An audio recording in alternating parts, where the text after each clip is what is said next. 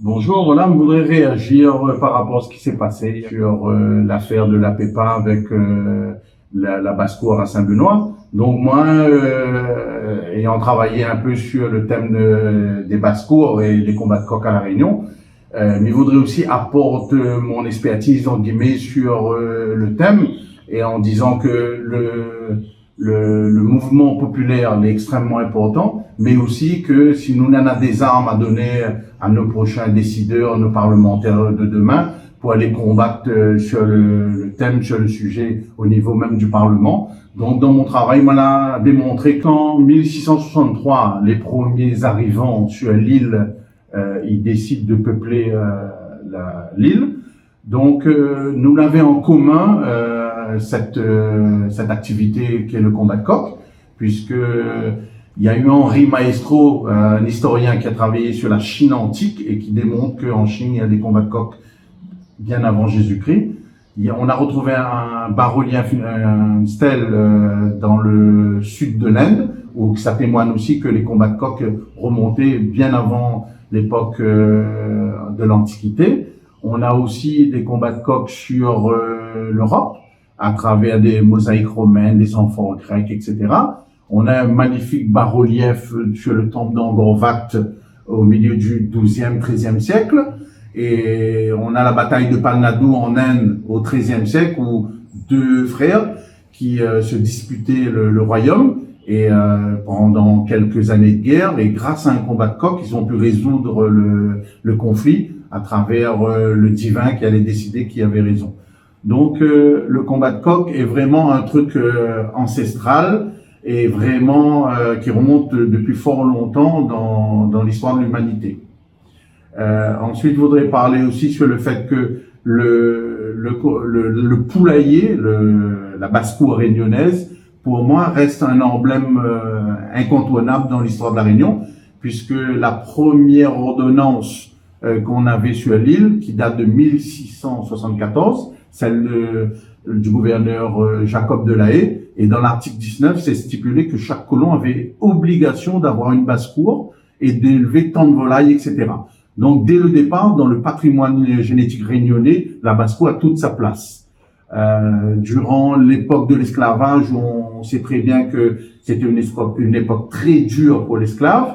Grâce à la basse-cour, l'article 21 du Code noir stipulait que l'esclave avait possibilité d'avoir une basse-cour et d'élever quelques animaux et sous l'autorité du maître, d'aller pouvoir vendre quelques animaux sur les marchés et d'améliorer leurs conditions de vie.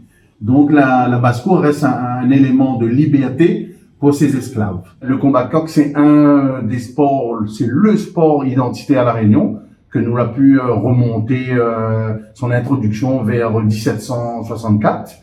Et donc, nous laissons vraiment un truc patrimonial et qu'il faut vraiment défendre. Le combat de coq, c'est véritablement aussi un emblème de l'abolition de l'esclavage et de l'unité réunionnaise, puisqu'on a une magnifique image sur un combat de coq où il réunit les colonisateurs et les colonisés, le blanc, le noir. On a aussi l'Africain qui est présent, le Chinois et tout. Et donc, pour moi, c'est un véritable symbole et qu'il faut nous sauvegarder, nous batailler. Et nous l'a travaillé aussi sur le combat de coq comme un véritable symbole patriotique, puisque en 1914, la mairie de Saint-Denis voulait faire des grands combats de coq sur la place du Barachois pour donner de l'ardeur pour les futurs poilus réunionnais qui allaient combattre pour la Première Guerre mondiale. Un peu la même histoire qui s'est passée quelques siècles plus tôt à Athènes, où Thémistocle voulait a pris l'ardeur de coq au combat et qui a demandé à ses troupes de combattre comme ces coqs-là, et ils ont dédié des combats de coq à Athènes tous les ans. Et donc, il trouve que le combat de coq a beaucoup de symboles et beaucoup de force sur notre histoire identitaire et qu'il faut absolument que nous combattions pour protéger ça. Nous l'a travaillé aussi beaucoup sur les dangers qui arrivent, puisque le combat de coq c'est toléré que dans quelques régions de France, notamment dans le Nord-Pas-de-Calais, la Réunion, Martinique, Guadeloupe et en Polynésie française. Mais sauf que dans toutes les autres régions, le combat de coq est en train de prendre du plomb dans l'aile, en dégressif.